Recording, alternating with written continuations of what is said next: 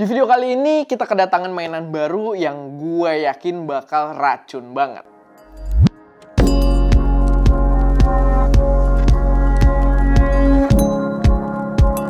Halo semuanya, selamat datang di channel SM Media dengan gue Erwin. Dan pada video kali ini gue kedatangan mainan yang emang udah gue tunggu-tunggu banget. Ini adalah sebuah lensa dari TT Artisan yang merupakan lensa tele paling murah yang bisa kalian beli saat ini, brand new gitu ya. Dimana harganya TT Artisan 500mm f6.3 ini cuma seharga 5,8 jutaan aja. Jadi bener-bener affordable kalau misalkan kalian memang salah satu goalnya pengen nyoba buat bikin foto wildlife atau mungkin foto-foto burung gitu ya, foto birding. Dan ini menurut gue bisa jadi solusi banget. Langsung aja, gue nggak mau berlama-lama, kita bakal unboxing. Tapi sebelumnya gue pengen ngingetin dulu kalau kita lagi ada lomba foto Ramadan ini dengan hadiah Sony ZV S10.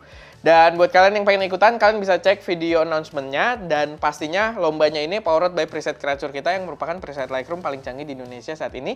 Karena udah powered by AI yang bisa auto select subject dan mengatur warna berdasarkan selection tersebut. Dimana kita juga kemarin ada update ya, update free buat yang udah punya presetnya. Kita ada kasih preset buat birding juga waktu itu. Dan kalau misalkan kalian udah punya presetnya, kalian bisa ikutan lombanya free tanpa dipungut biaya apapun. Tapi kalau kalian belum punya, kalian bisa beli pakai kode voucher lomba foto buat dapet diskon Rp300.000. Cek aja link pembeliannya ada di deskripsi. Langsung aja sekarang kita unboxing. Ini dia TT Artisan, lalu ada sedikit buku manual juga sepertinya. Ini dia lensanya. Rasanya tuh unik ya, lensanya tuh emang kayak lensa jadul gitu dilihatnya. Jadi ini sebenarnya ini lensa full frame. Jadi kalau kalian memang tertarik, bayangin dengan harga tersebut kalian dapat lensa tele full frame gitu kan.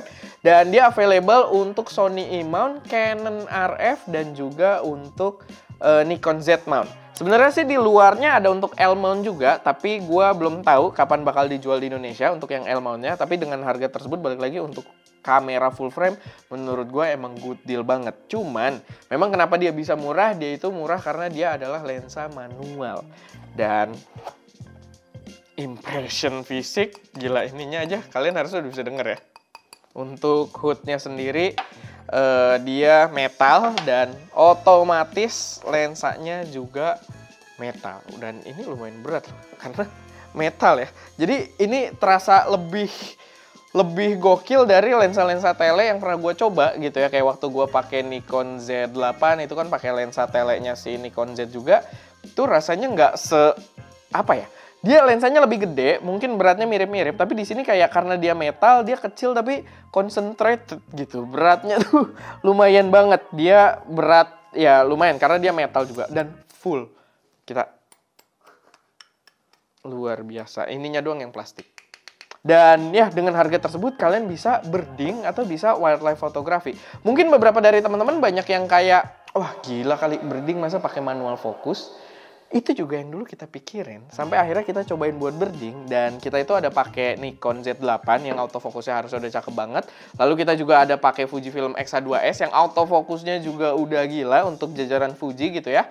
Dan kita dua-duanya pakai lensa autofokus waktu itu. Dan occasionally beberapa kali pada kasus tertentu dan tidak jarang tapi ya, beberapa kali tuh kita merasa ini autofokusnya nggak ngejar-ngejar gitu. Dan kita harus switch ke manual, pakai feeling, baru kita manualin fokusnya dan baru dapat fokus ke burungnya gitu. Dan itu yang terjadi. Jadi gue juga berpikir kemarin, oke, gue pakai lensa-lensa autofokus aja banyak. Mungkin sekitar 50% dari foto gue itu pakai manual fokus gitu. Ketika ngejar wildlife atau birdingnya gitu, ngejar burungnya. Sehingga gue rasa kalau kalian beli untuk birding, untuk wildlife kalian beli lensa manual, menurut gue itu adalah pilihan yang lumayan tepat juga gitu. Apalagi dengan ya budgetnya juga kalian bandingin aja dengan lensa-lensa yang pernah gue pakai untuk birding gitu ya. Ini cuma 5 jutaan, menurut gue worth banget buat kalian yang pengen nyoba birding gitu atau nyoba wildlife photography balik llagi. Dan ini unik ya karena gue jarang banget lensa manual untuk birding kayak gini. Karena biasanya lensa manual itu kan ya angka-angka 35mm, 50mm, 20-an mm gitu yang memang angka-angka umum. Tapi ini 500mm gitu. Dan nih dari depan optiknya, mungkin kalau kita buka belakangnya lebih kelihatan. Nah itu Mungkin kalau kita bukaannya lebih kelihatan. Mana ini bukannya? Oh ini bukannya udah paling gede kayaknya sih. Nah tuh kan kelihatan tuh bedanya tuh. Gokil banget. Kalau kalian pengen pakai filter, dia ukurannya nggak tertulis karena ini kayaknya gede banget sih. Tapi kayaknya harusnya bisa pakai filter ya, karena ini ada threadnya. Cuma terlalu dalam. Atau di sisi yang lebih dalam lagi. Nah, gue jadi bingung sendiri. Kalian bisa lihat ya, kayak lensa-lensa tele pada umumnya, kalian point ke tripodnya nanti pasangnya ke sini. Cuman ini detail kecil yang gue agak sayangkan. Gue sih lebih setuju kalau dia langsung bentuk arka di sini, biar kalau kita pakai tripod arka kita bisa langsung jepit gitu ya, tanpa perlu pasangin plate-nya lagi gitu. Jadi kayak punyanya Fuji yang 150-600 itu dia di sisi bawahnya langsung arka, dan itu ngebantu banget. Jadi itu sedikit masukan. Cuman ya kalian tetap bisa memang pasang plate karena di sini ada quarter 20 ya, dan ya kalian harus pasangin plate dulu buat pasang ke tripodnya gitu. Cuma kalau dia langsung arka pastinya enak. Lalu ini juga bisa diputer. Oh ininya nggak metal nih untuk yang bagian ini, dia plastik juga. Dan langsung aja kita coba pasangkan dengan 6700. Sayangnya kita lagi nggak ada Sony full frame sekarang, jadi kita pakein APS-nya dulu. Dimana nanti berarti kalau kita pakai berding pakai APS-C kayak gini, atau kalian ya tadi pakai Nikon Z, pakai RF, itu kan semuanya juga ada versi APS-C-nya ya. Dan kalau kalian pakai kamera APS-C, otomatis vokalingnya jadi kayak mungkin sekitar 800-an mm gitu. Dan beratnya jadi seimbang, walaupun warna hitamnya agak-agak beda dikit ya. Yang ini kayak lebih light gitu untuk kameranya, dan di sini lebih pekat yang membuatnya terlihat lebih profesional. Tapi ini setup yang seru sih, maksudnya harusnya kameranya full frame, balik lagi yang optimal gitu ya, karena lensanya mampu untuk full frame juga. Tapi dengan setup seperti ini aja kayaknya tuh kayak tipis banget gitu buat berding. Kelihatannya keren gitu, kayak apa ya? Kayak jadi kayak pistol gitu. Kelihatannya tuh kecil banget, kayak nggak pakai. Ya kalian bandingin aja kalau gue lagi berding pakai lensa-lensa yang punyanya Fuji lah, yang punyanya Nikon lah gitu ya. Dibandingkan ini tuh kayak tipis banget, kayaknya seru gitu, kayak buat hunting banget.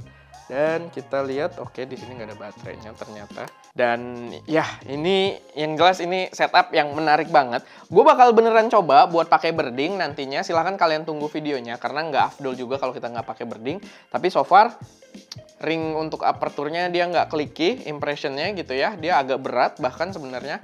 Dan dia dipakein ini gue nggak tahu ya. Kalau dipakein ini soalnya lebih ke kayak jajaran cinema ya. Si gigi-giginya ini biar bisa dipasangin follow focus, tapi di sini gua rasa nggak make sense buat pasangin follow focus. Dan focus throw-nya juga lumayan jauh, yang nantinya kita tes. Ini mungkin potential issue nantinya kalau kita lagi ngejar fokus banget, dia bakal berat banget atau enggak gitu. Karena kan kalau kita pakai lensa yang biasa, walaupun kita ke manual fokus, tapi manual fokusnya tuh cepet gitu. Sedangkan di sini rasanya kayak lensa cinema gitu, kayak lensa cinema di mana dia berat gitu, berat dan halus sih, tapi cuman lumayan berat.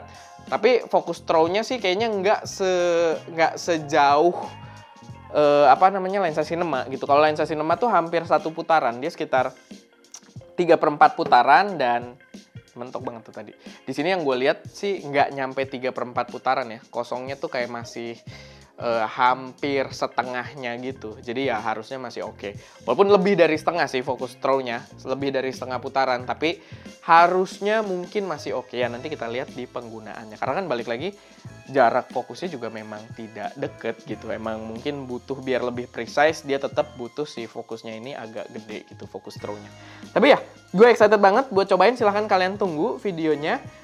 Dan ya, paling segitu aja untuk unboxingnya dulu di video ini. Karena kalau gue langsung Moto-Seka juga nggak dapet apa-apa gitu ya. Karena ngadep sono pasti jauh banget gitu. Ini 500 mm dengan APS-C.